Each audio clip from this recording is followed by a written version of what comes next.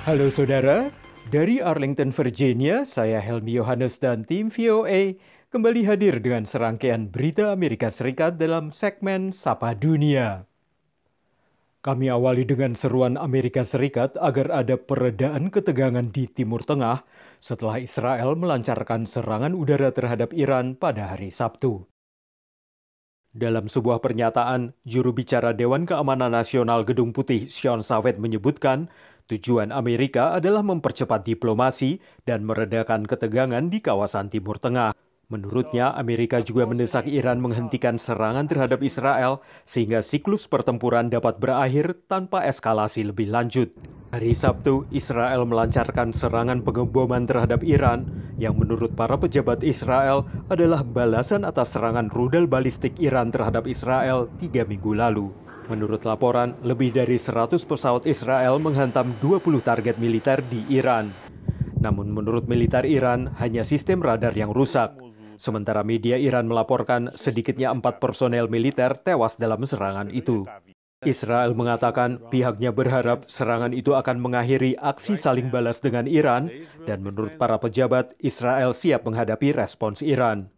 Menteri Luar Negeri Iran memperingatkan negaranya memiliki hak dan kewajiban untuk mempertahankan diri. Dan menurut laporan, Iran juga telah meminta pertemuan darurat Dewan Keamanan PBB untuk membahas serangan Israel.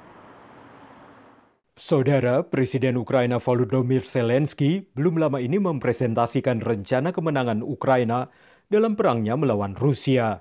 Tapi rencana ini mendapat tanggapan dingin dari negara-negara barat dan juga dari warga Ukraina sendiri. 5 poin dan 3 lampiran rahasia, seperti itulah rencana kemenangan Presiden Ukraina Volodymyr Zelensky. Конкретним планом перемоги саме зараз, то може вдатися завершити війну не пізніше, ніж наступного року. Rencana itu termasuk mengundang Ukraina untuk bergabung dengan NATO dan mengerahkan kekuatan militer non-nuklir yang cukup di wilayahnya untuk menghalangi Rusia. Reaksi negara-negara barat ambigu. Usai dipaparkan, rencana ini tidak ditanggapi secara antusias oleh negara-negara barat. Ketika bertemu di Jerman pertengahan Oktober ini, baik Jerman, Amerika Serikat, Inggris maupun Prancis gagal menyepakati sebuah komitmen spesifik untuk merespon rencana kemenangan Kiev. Di dalam negeri, sikap orang Ukraina pun serupa. Він реальний, але не залежить від України. Все буде вирішено на полях битви, що найкращий друг України – це українське ЗСУ. Сподіваємося на краще, але це буде не один рік, і звісно, нам треба самим воювати. Pengamat politik Ukraina yakin bahwa rencana itu mengandung terlalu banyak poin yang tidak realistis untuk diterapkan oleh negara-negara barat. Якби було 4 реалістичні пункти і один з серії wishful thinking, його б в методі виключення з правила могли б розглянути. Sementara itu, pakar militer mengkhawatirkan tidak adanya rencana alternatif jika negara-negara barat tidak menerapkan rencana tersebut. Поки звучить так, ніби плана Б взагалі нема. Тобто питання стоїть так, або партнери по коаліції зроблять нам те, що ми просимо, або план Б має бути саме тотальна мобілізація, при тому і людей, і фінансів. Setelah hampir 3 tahun invasi skala penuh, pasukan Rusia terus maju di Ukraina Timur. Ukraina juga menghadapi musim dingin yang sulit, karena serangan Rusia telah menghancurkan sebagian besar sistem energi mereka. Demikian laporan tim VOA. Beralih ke perayaan Halloween pada 31 Oktober yang ditandai peningkatan belanja warga Amerika, termasuk untuk berbagai dekorasi dan kostum menyeramkan, serta permen bagi anak-anak yang berkeliling dari rumah ke rumah. Namun pengamat mencermati 2 tren belanja Halloween tahun ini, yaitu konsumen ingin semakin berhemat dan juga mengurangi dampak lingkungan perayaan Halloween. Halloween telah menjadi tradisi lama di Amerika Serikat, sebelum juga diperingati di banyak negara lain, menggabungkan hal-hal mengerikan dengan perayaan pergantian musim, dari musim gugur ke musim dingin. Halloween juga mendongkrak pembelanjaan konsumen. Since COVID, we have seen Halloween spending increase approximately 50%. It's gone from about 8 billion at that point to forecast of 12 billion this year. Tapi angka tahun ini lebih rendah dibandingkan tahun sebelumnya. Tingginya inflasi membuat banyak konsumen berhemat. A great tip to save money on a costume is to go thrift shopping. thrift shopping, and you can take any amount of clothing that you have and be a zombie by ripping it up and throwing some powder on you. Satu kiat hemat lain adalah membuat sendiri kostum. There's webinars right now online all over the place that you can go and learn how to sew and make an affordable costume. Beragam website menawarkan pencarian barang bekas. Tak hanya untuk berhemat, tapi juga untuk mengurangi sampah pakaian yang menjadi masalah lingkungan serius. We've heard from someone a little bit ago that her and her partner are doing Taylor and Travis. And you go on, you're like, okay, I don't want to spend $200 on a Travis Kelce NFL jersey. There's actually hundreds of those available on secondhand sites right now for way discounted. And so why not get the real thing at a lower price?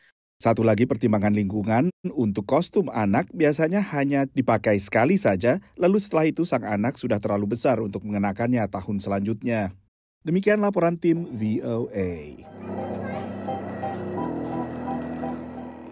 Kini kita tengok Handy Hiu, warga diaspora Indonesia di California yang merintis bisnis peralatan sekolah dan kantor sejak tahun 1997. Kini perusahaannya, Bangkit USA Incorporated, berhasil menjual produk berlabel Basic Products ke seluruh Amerika Serikat dan juga beberapa negara lain di Amerika Tengah, serta Kanada, Australia, dan Selandia Baru. But obviously, selling pencils and paper is not something that I kind of dream about. Coming to America, my true passion is actually in hospitality. Alih-alih bekerja di industri perhotelan dan penerbangan yang diimpikannya sejak kecil, Handy Hiu akhirnya berkiprah di bisnis perlengkapan kantor dan sekolah. As you know, 1997 kan Indonesia ada financial crisis. My dad kind of gave me a call and like, hey, you got two options. Pack your bag and go home, or do something while you're in the US. Tak ada pilihan lain, Handy yang saat itu sedang kuliah, lantas merintis bisnis yang juga dijalankan keluarganya di Indonesia. Bermodalkan uang $50.000 yang dikirim ayahnya dan 2 kontainer produk dari Indonesia yang ternyata tak semua dapat dijual di Amerika, ia mulai menawarkan produknya. I tore up the yellow pages. And find school and office supply store, gift store. And of course, as I drive around and I see any potential store, I just stop by. Ia mendirikan kantor dengan gudang seluas 200 meter persegi dan melayani pangsa pasar penjual grosir. So that's when I was like, you know what, we need to have an American name. Because every time I make a call and I tell people I'm calling from dari Bangkit USA, they're like, which bank? Gitu. Maka lahirlah nama Basic Products sebagai label produk yang ditawarkan.